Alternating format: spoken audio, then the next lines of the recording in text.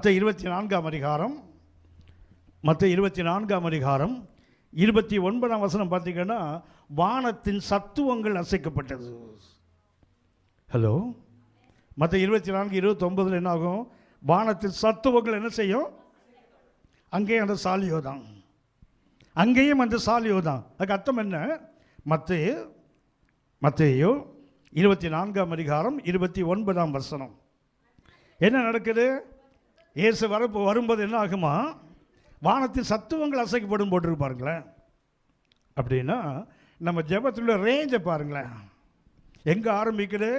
நாணலையும் அசைக்கும், மரக்காலையும் அசைக்கும், அஸ்திபாரத்தையும் வானத்தையும் அசைக்கும். அப்படின்னா சபையின் ஜெபத்துக்கு எவ்வளோ பெரிய ரேஞ்ச் பாருங்களேன். இங்கேருந்து இங்கே வர நீங்கள் பார்த்துருப்பீங்க, இந்த லாரியெல்லாம் வே பண்ணுறாங்க தெரியுங்களா?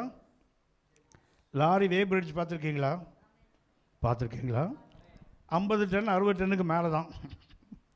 100 டன்லாம் கூட வே பிரிட்ஜ் இருக்குது. ஒரு லாரியில் நிறைய லோட் பண்ணிட்டான்னு என்ன பண்ணுவாங்க? ஒரு பெரிய கண்டெய்னர்லாம் போட்டு பண்ணிட்டாங்கன்னா நிறைய லோட் இருக்கும். கொண்டு வந்து அது மேலே நிறுத்தினா தான் என்ன ஆகும்? அது இத்தனை டன் அப்படி காட்டணும்ல. இப்போ ரேஷன் கடைக்கு நம்ம அக்கா ஒன்று போகுதுன்னு வச்சிங்களேன். இப்போது ரேஷன் கடையில் 1 கிலோ சர்க்கரை வாங்கினா அவன் கண்டிப்பாக 850 கிராம் தான் கொடுப்பான். சரியா? ஆனால் கொடுக்கலன்னா அவர் பிழைக்க முடியாது. ஏன்னா அது அவ்வளவு டேமேஜஸ் இருக்குது அதில். சரியா? இதை வாங்கிட்டு வரும்போது நம்ம எல்லாருக்கும் சந்தேகம் வருது இல்லை? என்ன சந்தேகம் வருது?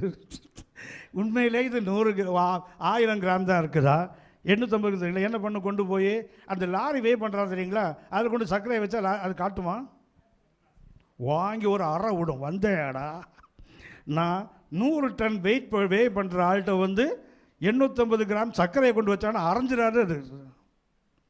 ஹலோ, நம்ம ஜெபம் இருக்குது தெரியுங்களா?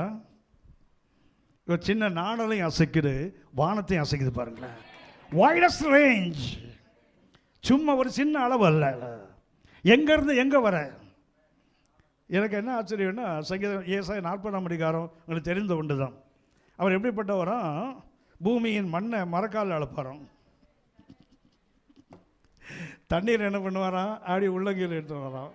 இந்த மலையை தராசில் போட்டு தூக்குவாராம். சரியா? என்ன மாதிரி கை பாருங்களேன் அது. அந்த கையை ஒரு ஆட்டுக்குட்டியை தூக்குதான் பாருங்களேன். ஆண்டவரை எப்படியா ஆண்டவரை ஆப்ஸ் மலையை தூக்குறீங்க, இமயமலையை தூக்குறீங்க, இது அதிக போனால் ஒரு 12 கிலோ வெயிட் இருக்கும் ஆண்டவரே, இந்த ஆட்டையாக தூக்குறீங்க, அது வர குட்டி, இது 3-4 கிலோ தேராது. இது கர்த்தருடைய அந்த ரேஞ்சை பாருங்களேன். எங்கிருந்து எங்கு வரை சபைக்கு அதே கிருபையை கொடுத்திருக்கிறார். நீங்கள் நானும் ஜெபித்தால் சிறியதிலிருந்து பெரிய, நமக்கு ரேஞ்சே கிடையாது. அது இன்ஃபினிட்டி டு இன்ஃபினிட்டி. அதாவது ஆதியிலிருந்து ஆதியத்தோட முடிவில்லாதது, தொடக்கம் இல்லாத அந்த அளவுக்கு ஜெபத்துக்கு கர்த்தர் வல்லமையை கொடுக்கிறார் சபைக்கு.